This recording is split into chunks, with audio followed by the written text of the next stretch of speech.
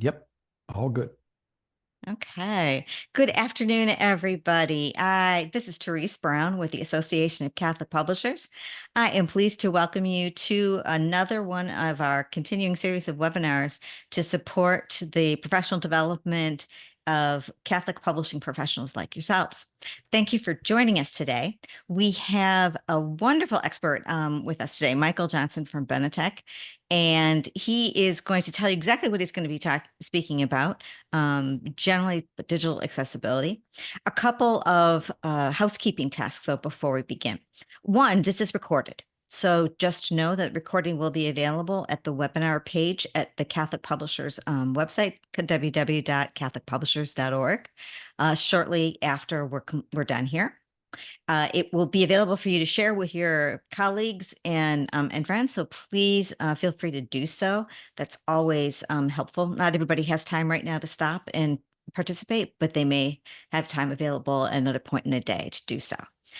Another thing is we will be taking questions and answers, doing Q&A kind of stuff. If you have a question, please feel free to use the Q&A function, which some of you are already finding.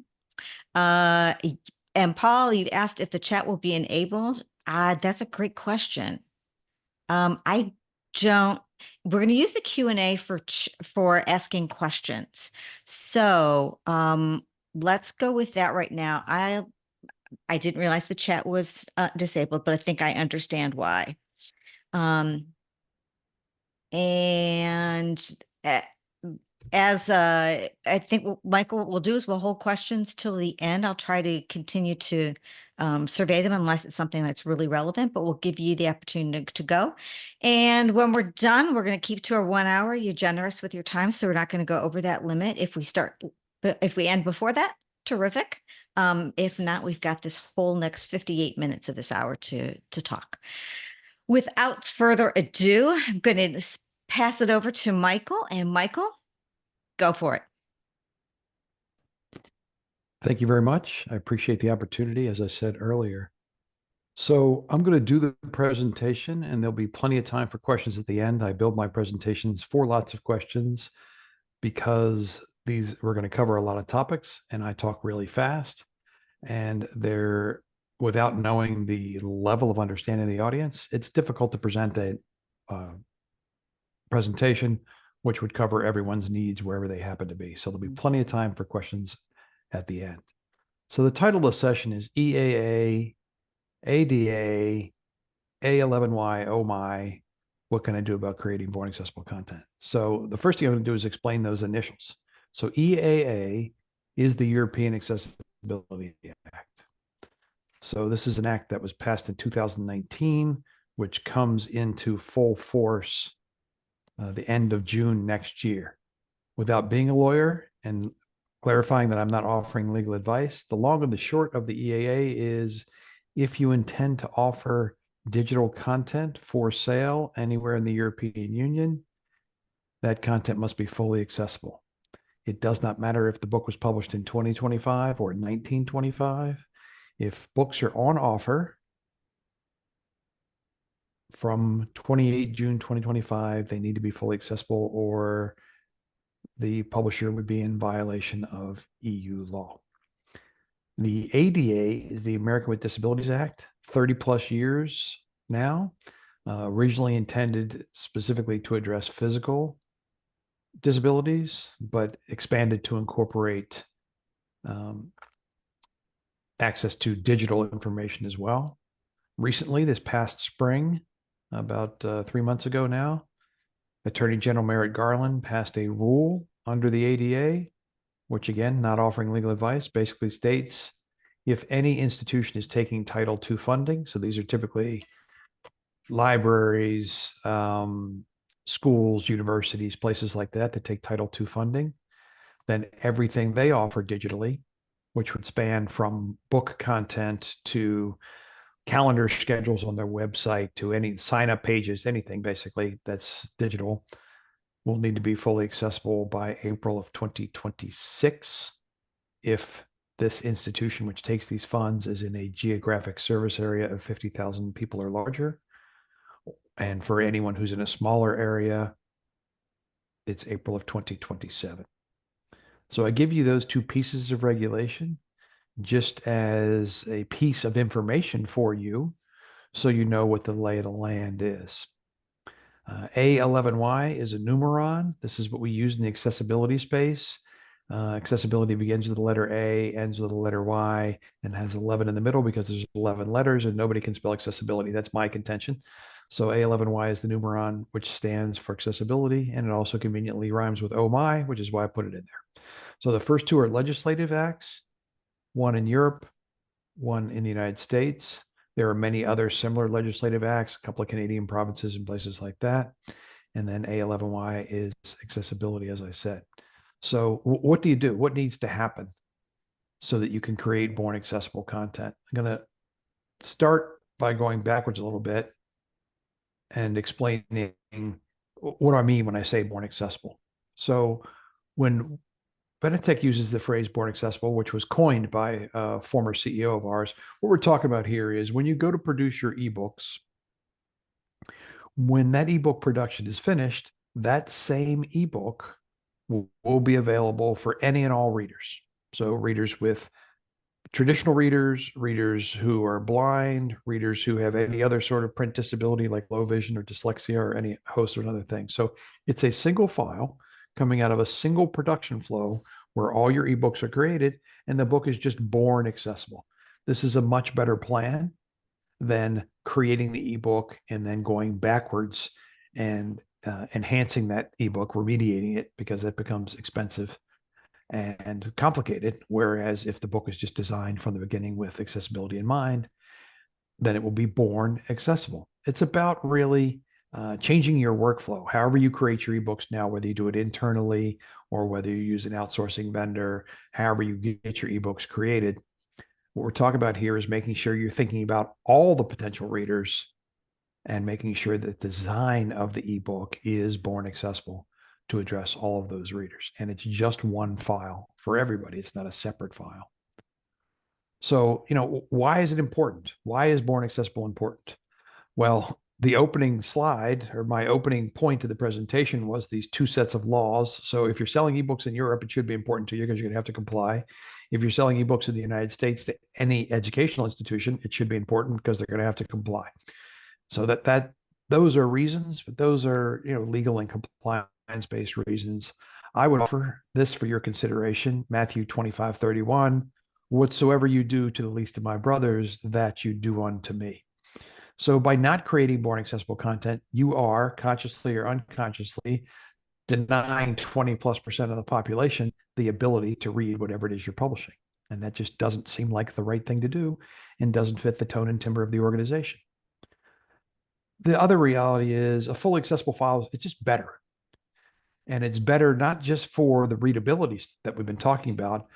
It is a better reading experience for all users, but there's also better discovery for your book. If an example, in a book you publish, there's a picture of St. Thomas Aquinas. All right. Well, if that's not in your metadata feed, your Onyx feed to your distributors, if the book's about Lives of the Saints or whatever it happens to be. But if there's an image of St. Thomas Aquinas in there and you have the alt text describing the image, then that alt text will be indexed by the people who are in charge of what you find on the internet when you search for things.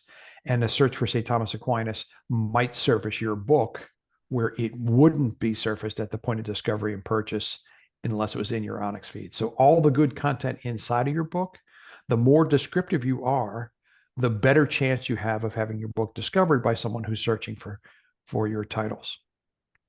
And this creates much broader sales opportunities. Now, I've already given caveats that I'm not offering legal advice. I'm also not offering sales advice.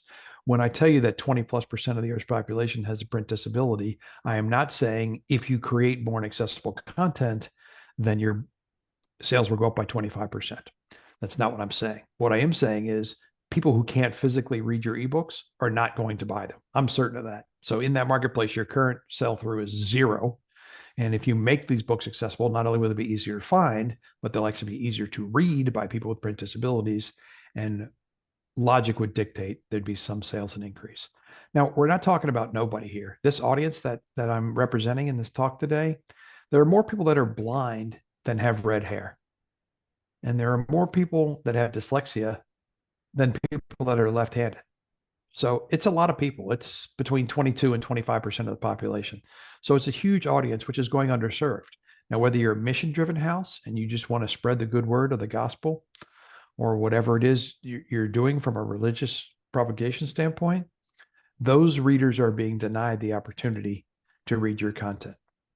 If you have a sales mind, or sales is part of your mission by bringing in book sales, it helps underwrite the mission. Same thing. If you're not getting the books in, even if you're giving the books away, which some houses do that, there's a huge percentage of the population which cannot access them. I'm going to give you 3 quick examples to the type of things which hopefully will help you understand this a little better from the broader sense. So these are 3 different examples of other US federal legislation where it was mandated that certain marketplaces behave in certain ways, but we all benefit. Just like I've told you, every reader will benefit by a fully accessible file, whether they're even aware that it's the accessibility which is creating a benefit. So the first one is closed captioning, right? So you look at a TV screen anywhere, there's all kinds of reasons why you have closed captioning on. Sometimes you're in a very noisy place, a hotel lobby or an airport or something like that. Sometimes in your own home, you don't want the dialogue to be played audibly, but your children are sleeping or your spouse is sleeping or your roommate is sleeping or whatever reason you don't want it on. So you can turn the closed captioning on and you can hear all the dialogue, or you can read all the dialogue. Well, closed captioning exists not for the convenience of you and me and everyone. Closed captioning exists as a federally mandated accommodation for people who have hearing challenges. So here's the thing, which was federally mandated. Everybody complained about it. Nobody wanted to do it, but now everybody does it. All the content which goes on broadcast television must be closed captions or closed captionable, and every TV device sold in the United States must have closed caption capability. So a very specific legislation to help a certain community, which then adds benefits to all communities. Another one is curb cuts or ramps instead of stairs. Now, these laws were designed, federally mandated for building projects, putting up sidewalks, curbs, any road construction, and putting up buildings or rehabilitating buildings so that people who had mobility issues could more easily move about. And I can tell you, as a person who used to travel 100 days a year, nobody loves curb cuts more than I do. Because with my rollerboard luggage, I now don't have to pick it up every time I go up a flight of stairs, because I don't have to go up a flight of stairs because I can go up a ramp instead. And I don't have to bump it up a curb somewhere in Midtown Manhattan because I can just roll it through a curb cut. So another federally regulated condition, this time for physical mobility challenges, which benefits all of us. And if you've ever pushed like a baby carriage or something like that, not having curbs you have to hop or stairs you have to climb with a baby carriage, super. The last one is the various voice activated devices, whether it's Siri or Amazon, Alexa, the Echoes, any of those kind of things. These, again, were done federally mandated so that people who were not able to physically interact with a computing device, or in some circumstances, other physical devices, you created these tools were created to address that issue because it was mandated that you had to have this sort of thing done. And many, many people benefit. I don't talk to my phone, but I know a lot of people that do. I don't have any of the Amazon voice activated products, but I know a lot of people do. This was designed to address people who could not effectively interact with physical things, but is used by many people. I just wanted to give you some non-ebook, non-content accessibility issues where the federal government makes these, puts these laws in force, and then the marketplace adapts around them, and everybody benefits, not just the intended audience. All right, so what do you do, right? What do you do now? The first thing, and I'm not kidding, the first thing is when you get stuck or you have a question or you need some help, just email me directly, Michael J, like Johnson, at Benetech, BENETECH.org, not com, but org. Okay. I will get back to you as quickly as I can, which may be 5 minutes, it may be 5 days, and I will give you whatever answer I have in my head or point you towards another resource that has that answer. So that's the first thing you can do. What are some other things to do? So there are a lot of really good, most of which are free resources available. And again, you can email me and ask me, but I'll just give you some examples. Daisy, like the flower, DAISY.org, has a tremendous webinar series specifically about accessible content. Benetech's own page, our bornaccessible.org, has a ton of information just on the page itself and then links to other information. And then there's an EPUB test group called inclusivepublishing.org. All these things are free. These resources are out there. Lots and lots of people for a long time have put a lot of energy into making this clear, not just for the layperson, but also for the technical expert. We are all mission driven to accomplish this. Almost all the organizations I mentioned and all the organizations participating are nonprofits or government organizations, and we exist to serve this mission, the mission being every book for every reader every day. There's even a tool, if you do your publishing layout in Word, there's a tool from Daisy, which is also free, called Word to EPUB, which will take your well-formatted Word file and turn it into an EPUB file. There's no accessibility magic in there. It's not going to take a poorly formatted Word file and magically make it accessible. But if you follow, even if you just follow the Microsoft Word accessibility tips, which are built in, the whole Microsoft suite has accessibility built in. So those are just some things. You need to really think about beginning with the end in mind. The end goal should not be we want to create an ebook, or we want to create a good ebook, or a great ebook, or an ebook that's going to sell, or an ebook that's going to serve the mission. The end goal should be we want to create an ebook that any reader can successfully read. And with that end goal in mind, you'll make your decisions along the way much better. You want to make sure that the tools you are using can create accessible content. So I just mentioned that Word, if you follow the accessibility guidelines actually in Word, you can then run Word to EPUB and off you go. There are other tools. If you look at Benetech's website, there are various publishing tools which are going through one of our certification programs. Bookalope is one. Atomic from Easy Press is one. We're having conversations with about half a dozen other small scale systems. Scribe is another one. Scribe does a lot of work in the Bible and religious publishing business. So these are various people that are either in our certification programs, so we can put our stamp of approval on their system, or they're working directly with us to understand how they can enhance their software platforms to make it easier for you to create accessible books. One thing you definitely want to do, one thing you want to strive for, is to make sure however it is you produce your ebooks, whether it's internally, an outsourcer, or a combination of same, that you have that workflow, that creation workflow, the output from that workflow, third-party certified. Now, Benetech does this. Other organizations can do this as well. You just want to make sure that somebody who knows what they're talking about in regard to accessibility is looking at your end product and making sure that it's fully accessible. So just very quickly, I keep saying Benetech. I give you my email address. I've mentioned Benetech several times. I'm just going to give you a very quick, and I mean very quick overview of who Benetech is and what Bookshare is. So Benetech's a 24-year-old charity, and our focus is on education equity, reading equity. There is, like I said, every book for every reader every day. Our largest program is Bookshare.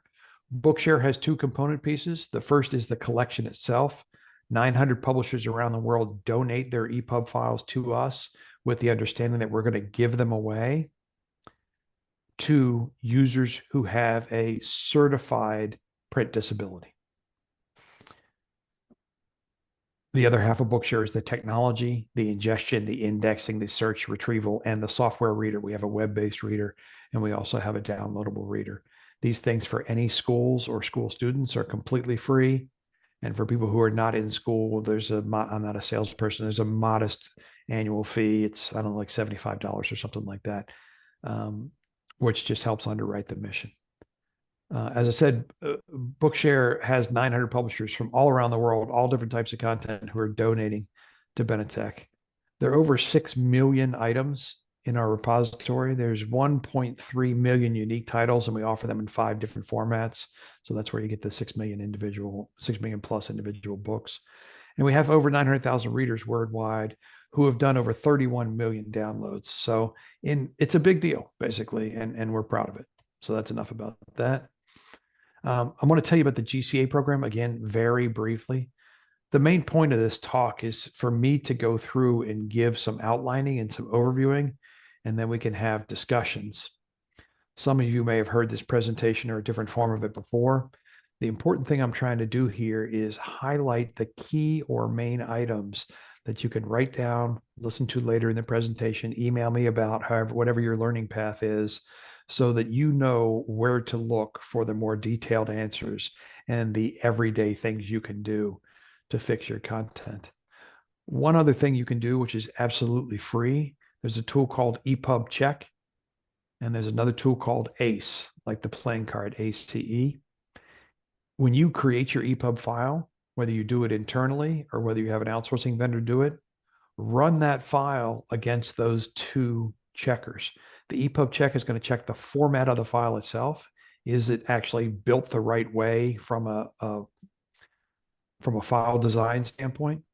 And then ACE is the accessibility checker for ebooks. That's the acronym for ACE, and it will analyze the EPUB file for accessibility issues. Now, because it's machine done rather than human done, you're probably going to catch about 30 or 35% of the errors in your file.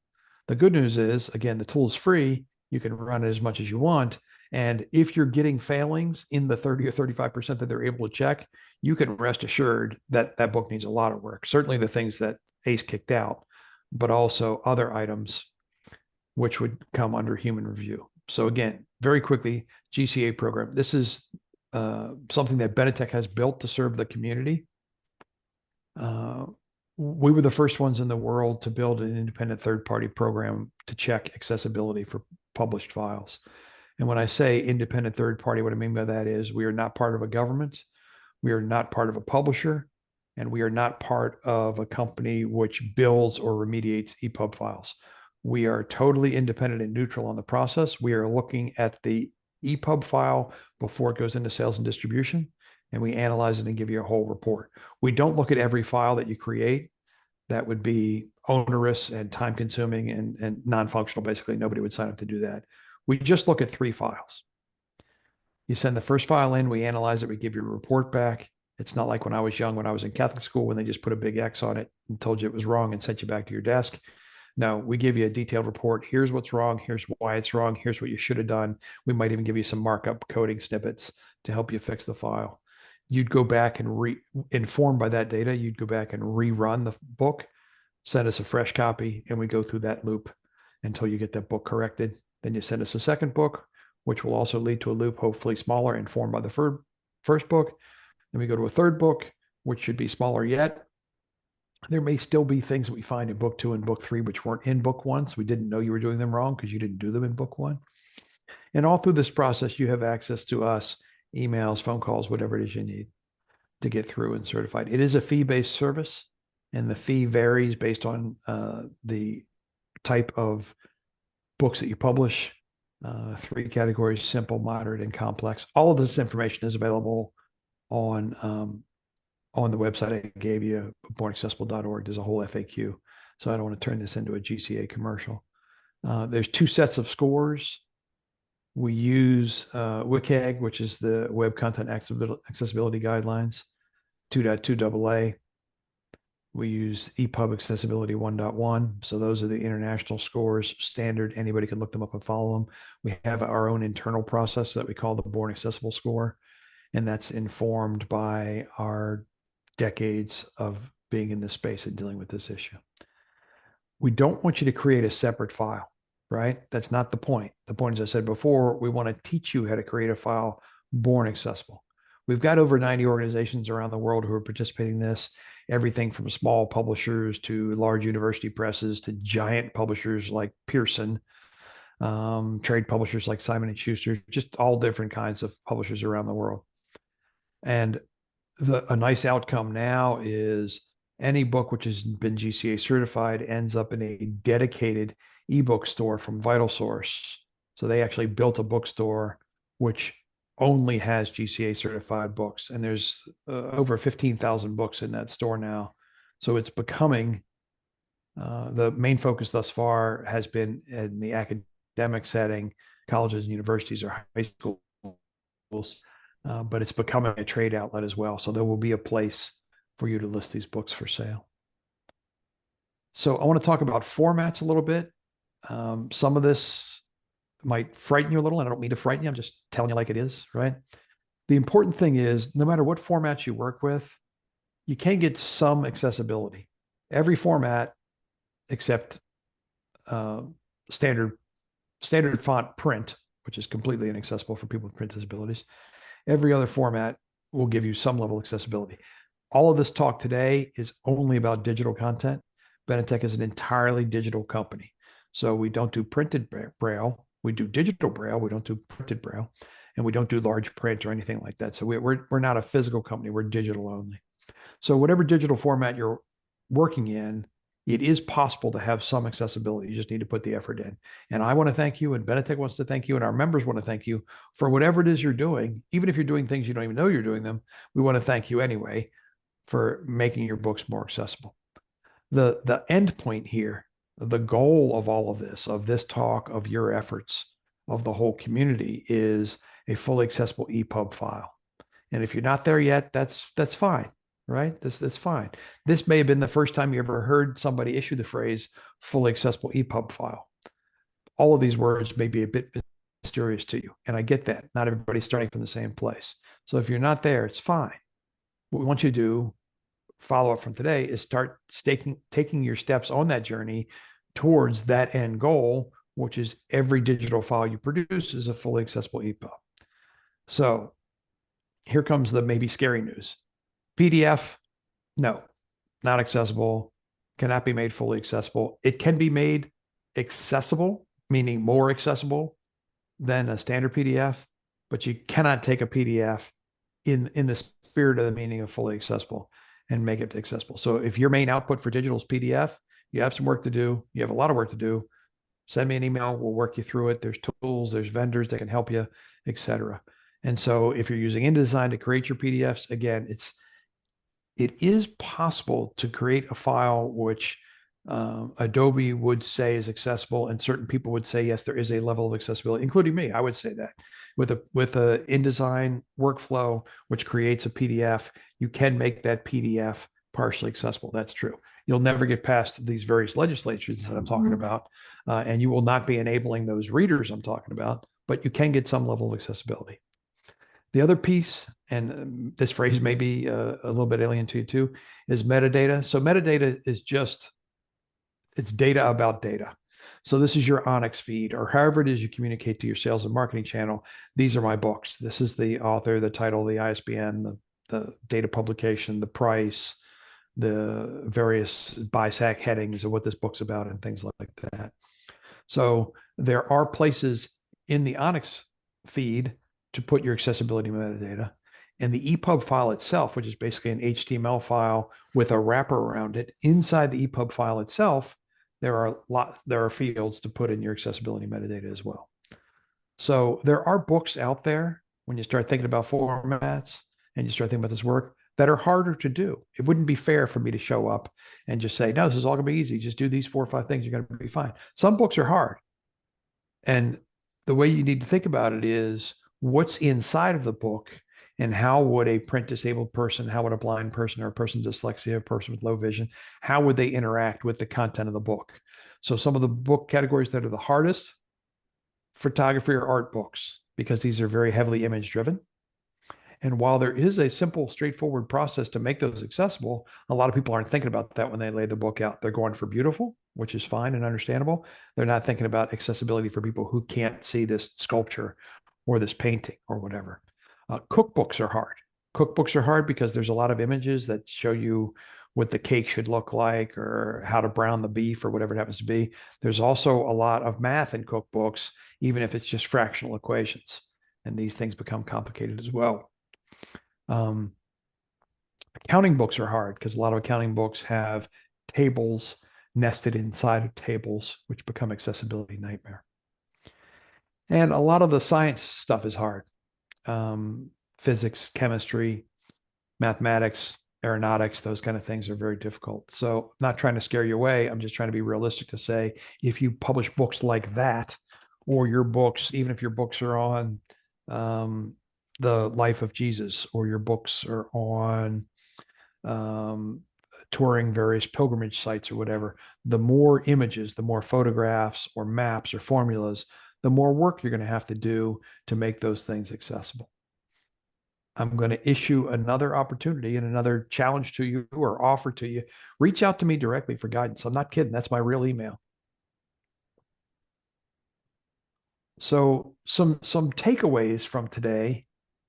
These are the things I want you to either think about or do so that this brief chat, half an hour so far, this brief chat has empowered you and hopefully encouraged you to start doing something about it. You have the legal pressures. I think you have a moral and ethical obligation as well. And there's also some sales opportunity here to do all these things. So it's just the right thing to do. And I even, I took the quote right out of the Bible.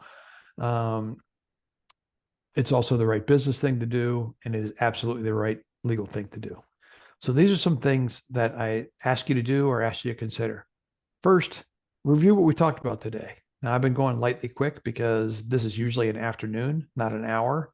So I didn't even attempt to go into some of these things in detail, and hopefully the questions will tease some of these things out. But review what you heard today. It's going to be recorded. You can replay it or ask your colleagues to replay it, coworkers, bosses, authors, whatever. Think about who owns accessibility at your company. And if nobody owns it, then tag on it. You own it. It's just a thing. It's just work. It's not anything impossible. You're not going to the moon without a rocket. It's just work. You need to think it through and do it. I ask you to start thinking about Born Accessible like we used to think about at the turn of the century about Born Digital. We used to only have print paths, and then we had print plus digital paths. And you started to think, okay, well, I'm thinking about this book. What is my path to digital? So now I'm asking you to back up and start thinking anew from the beginning. What is my path to Born Accessible? So think about Born Accessible like you used to think about Born Digital. There is a ton of free information available. I quickly covered some sites. Those sites are meta sites. So when you get to those sites, there's lots of information below those sites. Use it. It's free. There are a lot of calls that go on, working groups that are out there. You can join any of those. The community wants to help you. All right.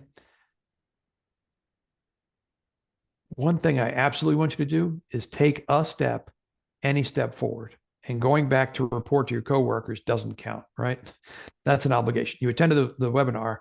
Yes, you should tell your coworkers what happened, but take a step forward. If you don't know, either go to the person who does know or figure out for yourself, how do we create our ebooks? Do we do it internally? If we do it internally, what tools do we use? Does Benetech know about those tools? Are those tools which are good for creating accessible content? Oh, we don't do it internally? Well, who do we use? What vendors do we use? Do those vendors know about accessibility? Do they have some sort of certification that says they know about accessibility? Start talking to your authors if that's your role, or find out who talks to the authors. The authors come up a lot in my talks. Many presses around the world are starting, when they go to their authors, to say, if you're putting images in the book, you need to supply image descriptions. You're the one who decided this image was important to this learning, this passage, this lesson, this parable. Okay, you decided that image is important. We believe you. We have faith in you. Write a description for that image so that when we put it in our publishing workflow, we will have the description right now, rather than have somebody who works here who didn't write the book and might not be able to read your mind and know exactly why you chose to have that image when you discussed the particular cathedral or the particular passage, whatever it is you're discussing, right? And for not the final time, but one more time, reach out to me directly. Now, I went blazing through, which literally and honestly takes an afternoon. I've done afternoon workshops. I've done day-long workshops on this topic, and those are usually in person, and there's a lot of exchange. I'll say something, somebody put their hand up right away. I just wanted to give you the functioning outline, and there's 3 points I want to stress, right? This is the right thing to do. I would imagine every organization in this call and every organization in this association is trying to do social good, right? So you can't think about doing social good and still ignore 20+% of the population because of your ebook creation methodologies. That just doesn't make any sense. You're not on the social good mission, and you're not on the mission in the good book about looking after those who can't care for themselves. Right. So that's number one. Number two, there are some significant sales opportunities, as I covered. Right. And number three, there are some significant legal obligations, as I covered. So I wanted to give you that overview, touch on a lot of topics rapidly, so that now that I'm going to stop talking for a minute and take a sip of water, you guys can ask whatever questions surfaced from that rapid fire half a day condensed into 35-minute presentation. So go ahead. Questions. Okay, thank you, Michael. So, for those of you who are here, what questions do you have of Michael at this point? He did go rapid fire through a whole lot and a whole lot of resources. Talked about workflow. I think the workflow part was really interesting to me, Michael, because that seems to be a dominant issue in general. But when you talk about workflow and also including accessibility issues, it seems like it's the right time for us to be having this conversation, kind of blending those two things together. So that's for those of you who are addressing workflow within your staff, definitely add this to the list of things that you want to be incorporating into that revised workflow. Questions and answer questions, anybody? Comments even, if you want to put those in there. I'll give you a couple minutes to do that. Michael, just kind of out of curiosity, what have you seen in working, especially with religious publishers, has been one of the biggest obstacles to making a book more born accessible?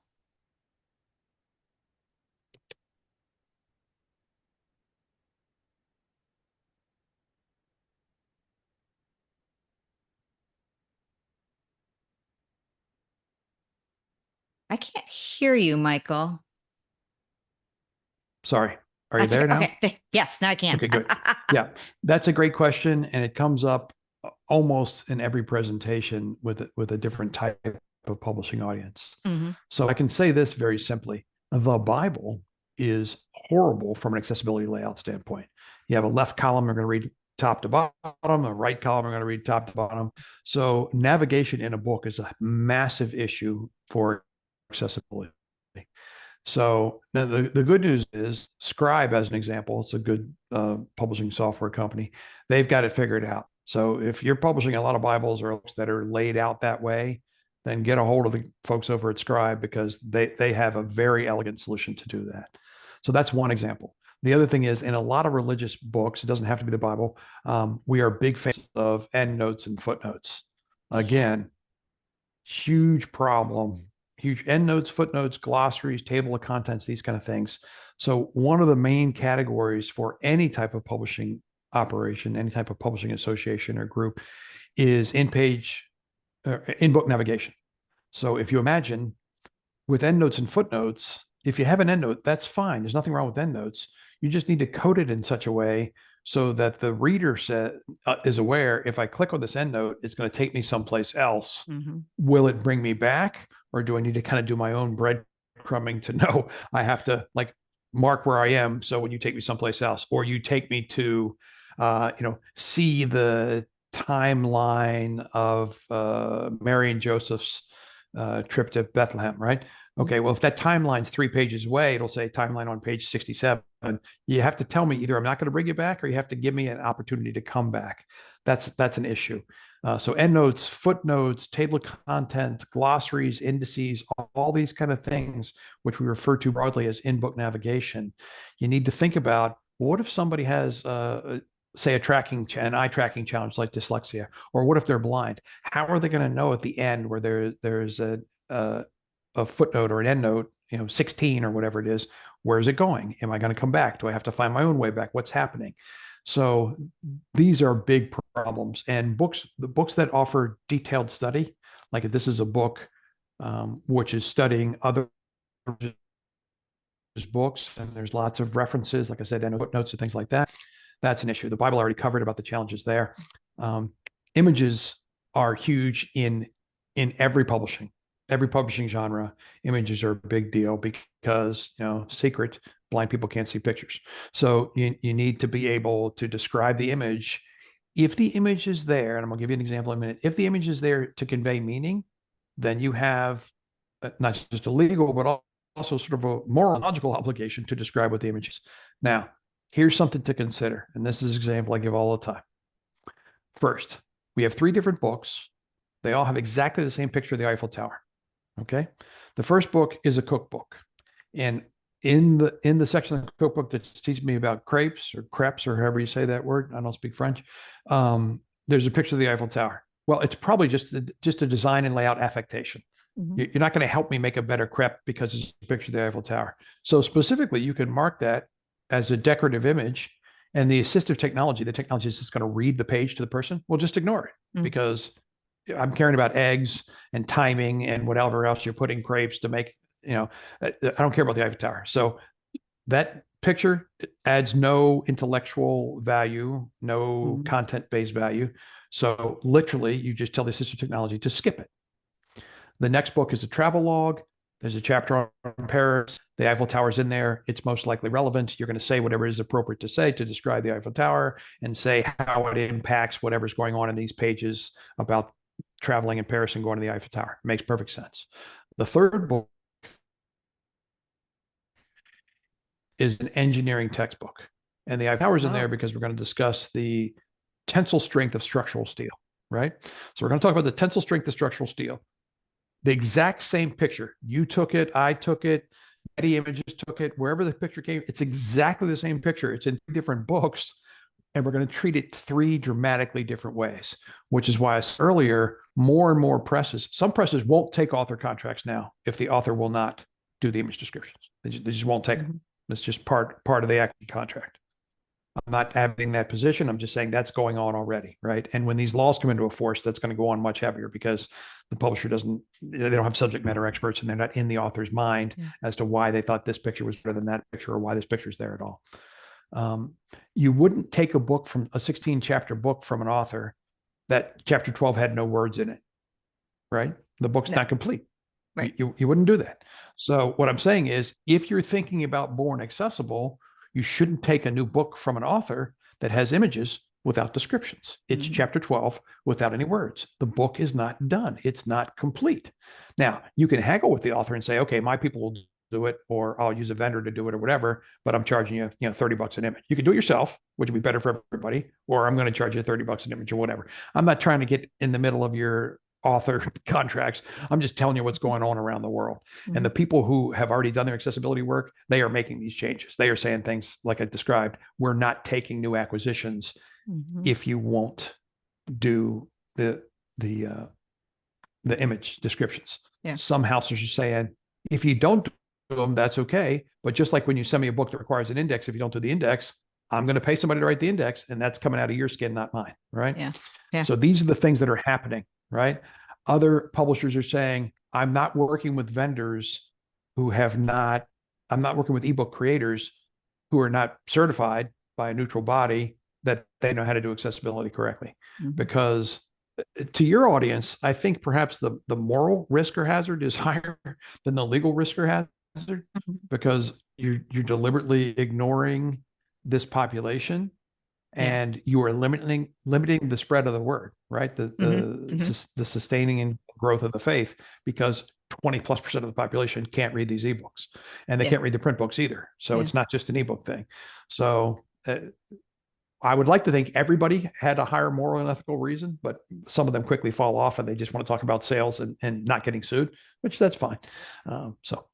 That was a long answer to your question, but these are complex topics. No, I think it's really important to understand. I as you were talking, I was thinking about some of the publishers that are actually represented in the books in the audience, but I'm thinking to our awards, our publishing awards program, how we have all these categories of types of content, and like which ones are, I'm curious as to which ones might be more accessible, and obviously ones with pictures, and you mentioned mathematical phrases and that type of stuff, tables. So I'm thinking like some of our curriculum publishers may be struggling with some of that, the columns. But I'm thinking there's a whole, many of our publishers are trade publishers, and there's kind of a whole genre of writing in the spirituality, but also in liturgical worlds, where they're reflection style things. They're meant for small groups. They're meant for people in the parish, people in the pew. And when you said about how there's this whole large percentage of the reading audience that we're missing out because they have some disability that makes it difficult for them to interact with the words on a page or on a screen. I'm wondering if some of those things, those reflection kind of guide structures, are more amenable, and maybe something that some of our publishers might want to prioritize in terms of the workflow with them. Because I'm thinking about what they look like. There's single column on the page. There's rarely tables. There's no mathematics that I've ever seen. There's rarely images, and it just follows a very, very clean columnar format. And they tend also to be short, but I also know that that audience tends to be very broad, and people who use those resources use them over and over and over again, especially like seasonal ones, like Reflections for Advent, and then Christmas, and then Lent and Easter. So I'm wondering what your thought is about some of those content things, because on the other side, I was thinking children's books. That must be a real challenge. Yeah. So I don't know if you intended to, but you asked like 37 questions there. I So did. I I will, kind of was trying to distinguish I, between like the reflection guides, and if those are easy, and then the children's book thing came to my mind. I was like, that's got to be really tough. So yeah, kind of either end of yeah. the scale. So I'll give you some broad answers. So Sure. the easiest books around accessibility are books that have all words or mostly words, because while plenty of mistakes are still made around accessibility, they're easier to address both financially and operationally if it's just words, right? Yep. If it's just words, there's no images. So we don't have to talk about that. If it's just words, many times there aren't endnotes and footnotes and things like that. So just by evidence of this is a start on page 1, go to page 156, and it's just words, these are the simplest ones to do. And we actually, again, not a commercial, but when Benetech does the certification, we actually have a level called simple for books like those, not necessarily religious books like those, but just books like this. You get a lot of memoirs, a lot of historical books, unless they have maps and images and things like that, and a lot of biographies, again, unless there's lots of pictures of the author and things like that. So that's the simplest thing, not just for us to check, but also the simplest thing to correct. What tends to happen there, the accessibility mistakes there are print page fidelity, where they don't put the print page numbers in the EPUB for some reason. I don't know why, but they don't. And then people like to, for formatting, because it looks good on the screen, and when they print the printed page, it looks pretty good. They like to like drop to header 3 without putting in a header 2. So you have a header 1, no header 2, and a header 3, because the page designer liked that it looked better. Well, assistive technology doesn't understand what to do, because assistive technology can count from 1 to 3 and doesn't know what to do when there's no 2. So, but these things are easily addressed. They're systemic problems, and you just fix them, and that's easy, right? I would say it's been my experience. I'm not a Harvard researcher or anything. It's been my experience that people don't read. The people that don't read can't read.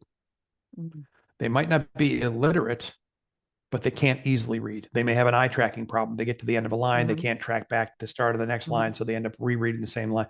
So my experience, and again, I'm new. It's only 39 years for me in this space, so I'm just getting warmed up. People who don't read can't read, or reading is such a struggle that they don't read. I'm not saying they're illiterate. I'm just saying reading is such a chore for them. So in your groups, non-accessible content may be limiting inclusion in those groups. People might not be coming to book study because they can't read the book. Not that they're not interested in the topic, or they're not deeply spiritual or religious, or they're seeking spirit or religion or whatever. But hey, here's this book. We're all going to read it. Well, if there's no digital equivalent that helps me actually physically read the book, what am I going to do? Sit Mhm. there and look stupid? So that's a thing. That's a good point. So that's a couple of thoughts there. I did leave out one thing which might be applicable to your members. It's not for every group, and that's language shifts is another problem. If the book, for instance, is declared as being an English language book, and then you drop into a paragraph of French or several sentences of Latin or Greek, right? Mm-hmm. It's okay to do that. You just need to put the coding in, and you just tell the assistive technology shifting now to Greek, Mm-hmm. which is not unusual. If you're doing ancient studies, you're going to Greek or Aramaic or something like that, shifting. And because if you don't, then the screen reader will try and read the Greek in English, which is a horrible experience. And Especially please, when you French. right, yeah, or the books in Spanish, and you have a paragraph in French. That's really brutal when it's Oh reading in my Spanish and God. then it tries to read French. Oh, it's horrible. So, and then please, once you get that fixed, switch back when you switch back, or else it'll try to read the English and Greek. So, that Right. and that's a thing which oftentimes in religious studies, not always, but oftentimes in religious studies, ancient languages come up, Latin, Mm-hmm. Greek, Hebrew, these things come up quite normally in religious publications. Children's books is another issue. One of my staff is working with the World Wide Web Consortium to come up with basically specifications for how to handle fixed layout books. There's two issues with children's books. One, the people who design them want everything to stay exactly like it is. So it's not reflowable Mm-hmm. content. It's what we call fixed layout content. So that presents a problem because without reflow, a lot of assistive technology won't work. The second one is just reading the words at the bottom doesn't convey what's going on, right? So you need to have Mm-hmm. sort of a narrative description of the picture. So those are Yeah, the two there's much more challenges. They are integration. Yeah, there's much more integration, the visual and the words in children's books. right. That's very true. Yeah. Yeah. Yeah. So if you have Jesus calming the sea, and all's the print disabled reader can get is the text at the bottom, Jesus calmed the sea, you're really missing how afraid the fishermen were and how he stand. Mm-hmm. We've all heard this story a million times, right? So there is a narrative component to picture books, and it's not just children's books, it's art books, it's how-to books and Mm-hmm. things like that. So these are real challenges. My advice would be, unless all you do is picture books, put picture books like seventh on your list of things to worry about, because for two reasons. One, super hard, going to take a lot of time and a serious investment. Two, the rules aren't clear yet. My guys and the people we work with, I sit on the board of the DAISY Consortium, which is a global accessibility consortium. One of my guys is on several of the World Wide Web working groups. One of our contractors is also on those groups. So it's a known problem. It's very hard. So there is a simple way to solve it. I just don't think anybody wants to do it. And that is, you treat the entire page as an image, and then Mm-hmm. just write a very long text description of the entire page, which incorporates both the narrative and the words on the page. Oh, It's a very do. So yeah. if somebody's just in the picture book business, have them reach out to me. I'll explain how they do that. Okay. It's not graceful, but it does work. It absolutely works. It probably reflects more the But if you're creative a big process too, though, of both composing the words as well as partnering the right illustrations or images in a children's book. exactly, and Yeah. it's left with you and your author and your designer to decide what's the image going to look like and how are we going to do the narrative description of the Right. image. Right. So that's a simple solution. It's not graceful, but it does work, which is basically you pretend there aren't any words in the book, that every page in the book is a single image, and Mm-hmm. you write out a narrative of what the whole thing is. Doable, not graceful, but function. But still, yeah. So if you work for a publisher that has a number of different genre, and picture books and children's books is one of them, I would leave that towards the end, because there's a lot to learn, which would then inform everything else. So start with the simple stuff and move through the more complicated stuff. And as you learn and as you build the muscle and the process memory of, oh, that's right, we need to think about this from an accessibility standpoint, some of these solutions they'll just come to you naturally. But others, you're going to need our help or somebody who's an expert in this help. There are also consultants out there who work specifically on workflow. And again, anybody email me and tell me what kind of work you do, and I'll connect you to the right consultant. Benetech doesn't participate in that. We don't do it. We don't do the remediation, right? That's not our job. We don't do the remediation for two reasons. One, we don't have the funding. Mm-hmm. Two, we can't be the judge of the output if we're the ones who created the output. That's like checking your own homework. That's just not valid. So we don't do that work. But we know the people that do it. Okay, cool. Okay, we are just about at time, and I don't see any other questions. So, I want to thank you, Michael, for your time and your generosity, and for offering your services beyond this time frame as well to help move along the tasks that any of the participants, as well as any of our other members, might have in this area. Michael, if you wouldn't mind sending me something with just some of those websites that you mentioned, as the resources, then I'll post that with the video as well so folks can take advantage of that and do a little bit more exploring, like Daisy and a couple of the other things that you mentioned. That would be wonderful. So, on behalf of the ACP, I want to thank you, Michael and Benetech, for sharing us with this time of yours and the expertise that you all have. And to those of you who have participated, thank you very much for being here today. And that kind of concludes our time for today. As I said, a recorded version of this will be available at the ACP website under webinars. So please feel free to review that or share it with others. Yes, Michael? So I'll send you the slide deck, which has all the links in it. So that'll be Oh, easy. great. And you can share the slide deck or just extract the links, whatever you want to do. Sure. I would just like to have one closing word to you, to the association, to those here today, and anybody who's listening. Benetech exists as a charity to help people solve this problem. And I beseech you to let me help you solve the. Thank you, Michael. That is one of the things that I will pass on to all of our members. So thank you very much. And thank you for joining us. That's the end of today's webinar. And have a great rest of your day. Goodbye.